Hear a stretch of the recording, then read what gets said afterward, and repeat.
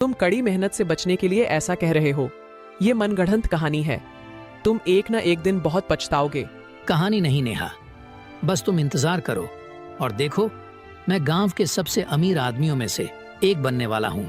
और कुछ इसी तरह व्यापार करने के विचार से खुशी महसूस करता रहता है मोहन, और सोचता रहता है कि साधु जी के वरदान के कारण कोई इंसान उससे पैसे वापस करने के लिए नहीं कहेगा। इसी तरह से 10 साल बीत जाते हैं। फिर एक दिन साहूकार का बेटा पवन मोहन के पास आता है और उससे कहता है,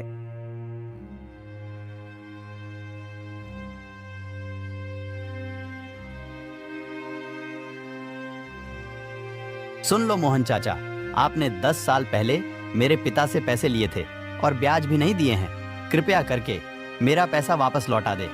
इसकी बात सुनकर मोहन सोचने लगता है कि पवन को उस कर्ज के बारे में कैसे पता चला, जबकि उसके पिता ने एक बार भी पैसे वापस करने के लिए नहीं कहा था।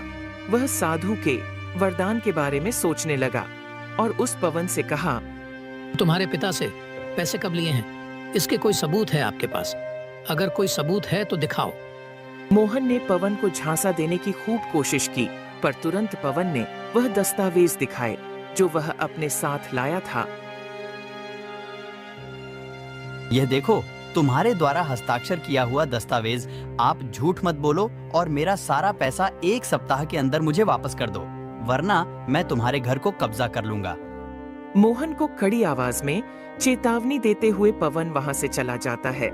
मोहन इन सभी घटनाओं से हैरान है, क्योंकि सभी साहूकार के बेटे घर आए और अपने पैसे को 1 सप्ताह के अंदर चुकाने की चेतावनी देकर वहां से चले गए। यह सब देखकर नेहा ने अपने पति मोहन से कहा, क्या हुआ जी? आपने मेरी बात नहीं मानी। यह आपकी मूर्ख का ही परिणाम है। अगर आप मेहनत करते तो ऐसा नहीं होता। अब आपके लिए हुए पैसे और उसका ब्याज एक ही साथ चुकाना पड़ेगा। अब तो घर नीलाम करने की नौबत आ गई है। आपने ऐसा क्यों किया? अब हम कहाँ जाएंगे? हे भगवान, अब हमारा क्या होगा? मोहन, जो अपने ही विचारों में खोया हुआ था, वह अपनी पत्नी नेहा से कहता है, रुक जाओ, मैं जानता हूँ कि मुझे क्या करना है। मैं अपने दोस्त रामू से सारा पैसा वापस ले आऊंगा। मुझे उसका 8 गुना मिलेगा। मैं जाकर उस पैसे को लेकर आता हूँ और सारा कर्ज चुका दूंगा। तुम बिल्कुल भी चिंता मत करो, मैं सब कुछ संभाल लूंगा। इतना कहने के बाद मोहन तुरंत अपने दोस्त रामू के घर के लिए निकल पड़ता है। वहां पहुंचकर रामू के घर को बंद देखता है। फिर वह रामू के पड़ोसियों से रामू के बारे में पूछता है। महोदय जी, क्या आप बता सकते हैं कि रामू का घर कहाँ पर है? पर क्यों? क्या तुमने उसको पैसे उधार दिए हैं? हाँ बिल्कुल, पर रामू कहाँ है, क्या आप बता सकते हैं? साहूकार के व्यापार में मदद के लिए पैसे बोलकर रामू ने कई लोगों से पैसे उधार लिए और रातों रात गायब हो गया।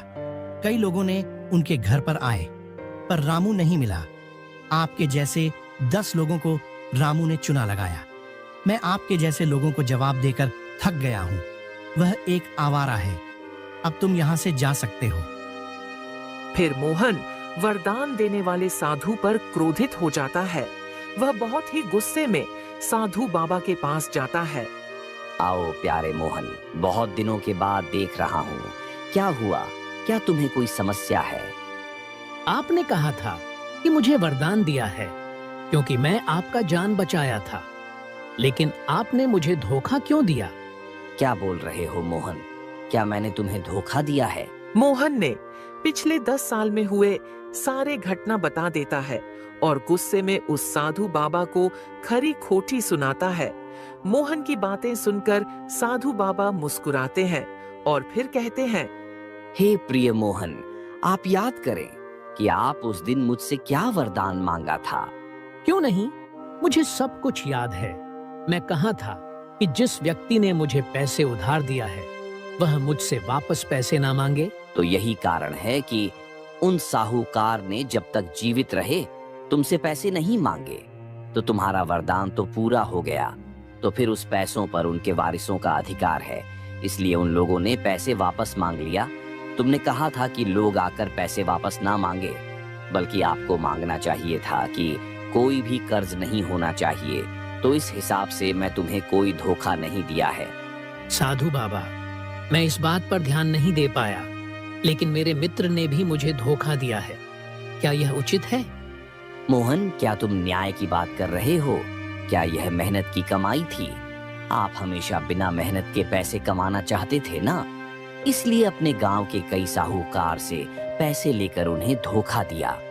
ठीक उसी तरह तुम्हारे दोस्त ने भी तुम्हें धोखा दिया है। मुझे माफ कर देना साधु महाराज। अब मैं हमेशा मेहनत करके पैसा कमाऊंगा और पूरी ईमानदारी से अपने परिवार का पालन पोषण करूंगा।